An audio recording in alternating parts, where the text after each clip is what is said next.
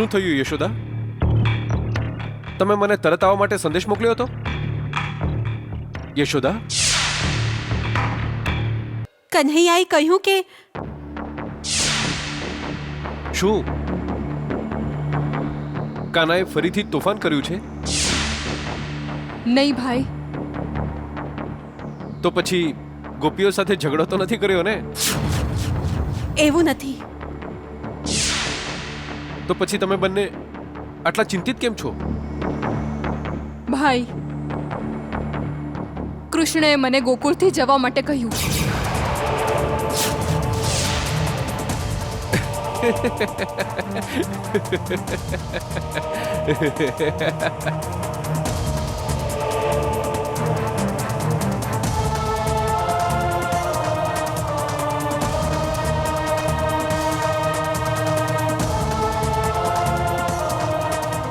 હવે આમાં હસવાની શું વાત છે? કૃષ્ણએ કહ્યું કે ગોકુળથી ચાલ્યા જાઓ, અને તમે બંને આ વાતને લઈને ચિંતામાં ડૂબી ગયા. અને હવે હું હસું નહીં તો શું કરું? અરે તમે બંને કૃષ્ણને સારી રીતે ઓળખો છો. આપણો કૃષ્ણ બહુ જ નટખટ અને બહુ જ તોફાની છે, અને તમે બંને આ વાતને ગંભીરતાથી લઈ લીધી. ગોપીઓ સાચું જ કહે છે, આપણો કૃષ્ણ નટખટ નારાયણ છે. અને આ નટખટ નારાયણ તમને બંનેને ડરાવીને આનંદ લેતો હશે. ચાલો ઠીક છે, હું હવે જાઉં છું. પંચાયતની સભાનો સમય થઈ ગયો છે.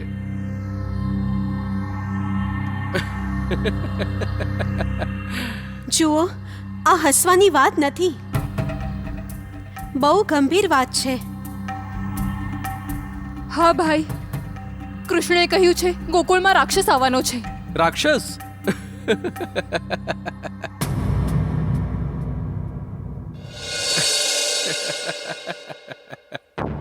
કૃષ્ણએ પહેલા પણ કહ્યું હતું રાક્ષસ આવવાનો છે, અને એની વાત સત્ય નીકળી હતી.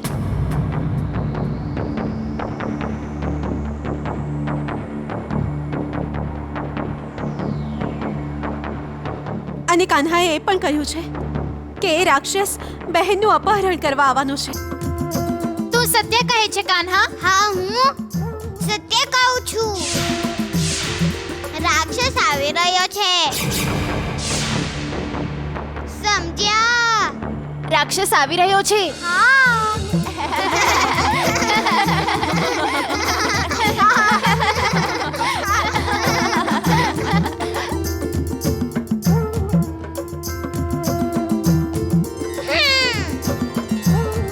કેમ ડરાવી રહ્યો છે તું કાન્હા? હું ક્યાં ડરાવું છું? રોહિણી બહેન કેટલા ડરી ગયા છે જાણો છો તમે? ભયભીત તો થવું જ જોઈએ. પરંતુ રાક્ષસ ગોકુળ કેમ આવી રહ્યો છે? ચૂપ રહો તમે. તમને ઉપાડીને લઈ જવા માટે.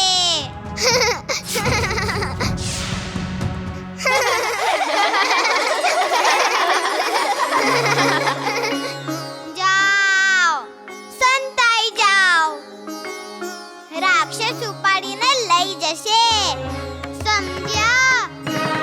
અમે સંતાઈને નહીં બેઠા રહીએ. કેમ? તમને ડર નથી લાગતો? ભાગો. ડર કેમ લાગશે? તમે તો છો ને. તું અમારી રક્ષા કરીશ.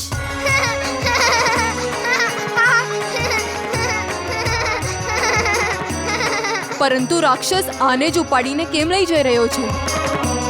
શું કહ્યું કાન્હાએ? કહો. કાન્હાએ કહ્યું કે રાક્ષસ તમારી સાથે લગ્ન કરવાનો છે.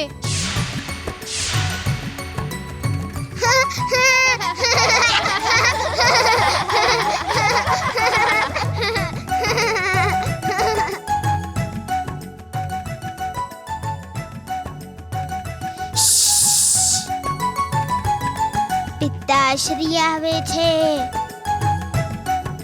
ચૂપ થઈ જાઓ, હસતા નહીં હમણાં, ઠીક છે?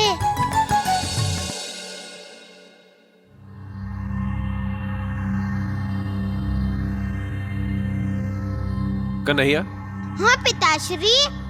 આ તું શું કહે છે? રાક્ષસ આવી રહ્યો છે? આવવાનો છે નહીં, આવી ગયો છે. શું આવી ગયો છે? હા પિતાશ્રી, આપણા ઘરની બહાર ઊભો છે. શું ઘરની બહાર ઊભો છે? સાચું કહું છું હું. હમ. હા મૈયા, સત્ય કહી રહ્યો છું. નંદરાયજી, નંદરાયજી,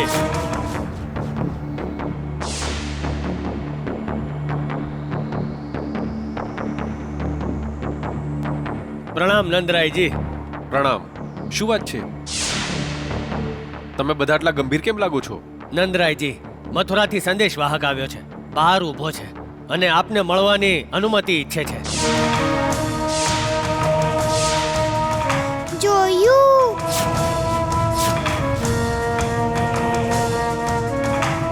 હું સત્ય કહી રહ્યો હતો ને, મેં કહ્યું હતું ને.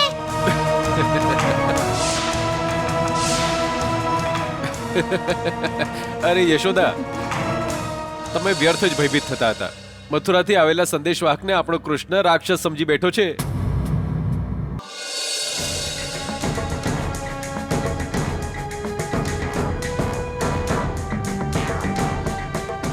પ્રણામ નંદરાયજી.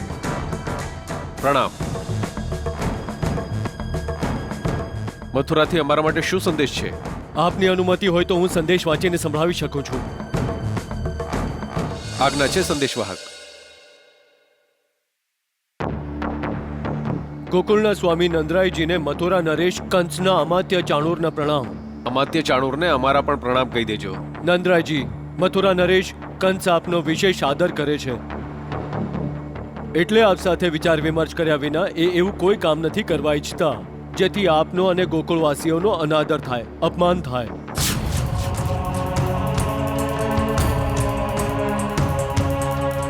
આપને પ્રાર્થના છે કે આ સંદેશ મળતા જ આપ શીઘ્ર અતિશીઘ્ર મથુરા આવીને મહારાજ કંસને મળો.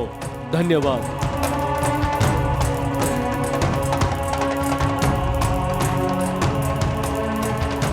નંદરાયજી, અમાત્ય ચાણૂરને આપના તરફથી શું ઉત્તર આપું? અમાત્ય ચાણૂરને કહેજો કે અમે શીઘ્રાતિશીઘ્ર મથુરા આવીને કંસને મળશું.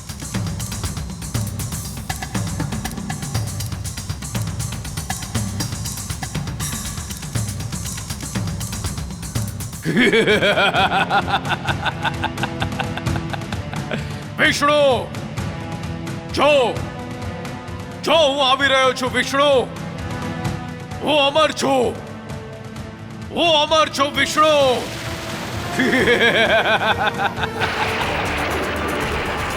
વિષ્ણુ, મારાથી ભયભીત થઈને ક્યાં સંતાયા છો? સામે આવો અને યુદ્ધ કરો મારી સાથે. ક્યાં સંતાયા છો? વિષ્ણુ! કંસ. વિષ્ણુ,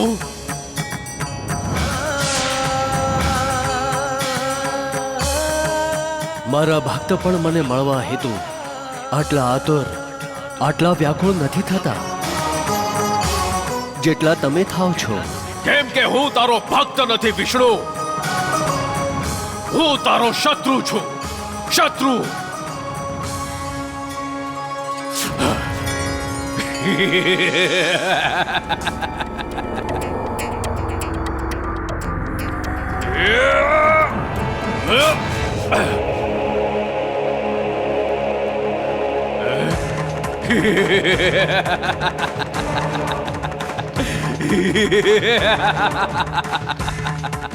ભાગી ગયો, ભાગી ગયો વિષ્ણુ. મામાશ્રી,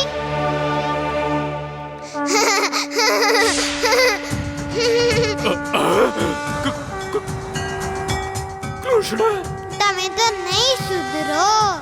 તું પરમાત્મા તો અનંત છે, તમે એનો અંત પૂછો. કહો. તમે બુદ્ધુ છો, બુદ્ધુ. હા. બુદ્ધુ કેટલી વાર કહ્યું છે, કેટલી વાર સમજાવ્યું તમને, તો પણ નથી સમજતા. ગુરુકુળ ગયા હતા, કઈ નથી સમજતા. ગુરુકુળ તો ગયો હતો. ગયા હતા તો પછી બુદ્ધિ નથી. તમારી આ મટુકીમાં માખણ રૂપી જ્ઞાન છે કે નથી? ક્યાંક તમારી મટુકીમાં કાણું તો નથી પણ આ તો મારું શિષ છે. જેનાથી બધું જ દહીં માખણ ઢોળાઈ જતું હશે. સમજ્યા? તું મારો ઉપહાસ ઉડાવી રહ્યો છે. હું તો તમારું ધડ ઉડાડી દઈશ. સમજ્યા? મારું નહીં. મામાશ્રી, તમે બહુ જ અત્યાચાર કર્યા છે, અન્યાય કર્યા છે. હવે હું તમને ન્યાય દેવા માંગુ છું. કયો ન્યાય? કેવો ન્યાય? દંડ દેવા માંગુ છું. મૃત્યુદંડ. મૃત્યુદંડ મને?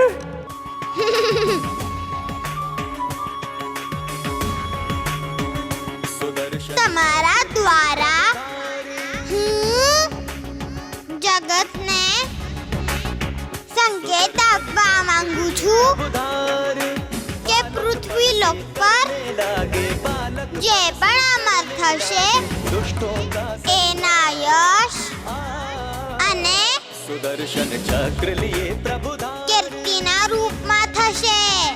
सुदर्शन चक्र लिए प्रभु धाम, પરંતુ મામાશ્રી, से करने लागे તમારી પાસે તો लागे दुष्टों का संग. અપયશ જ અપયશ છે. सुदर्शन તમે અમર નહીં થાવ. સમજ્યા? મહારાજ, મહારાજ, મહારાજ ક્યાં છો આપ? કેશની!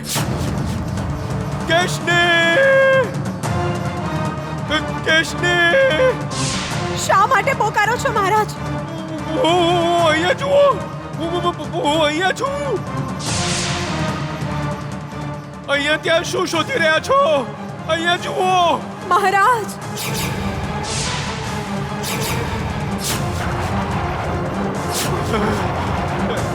મહારાજ, મહારાજ,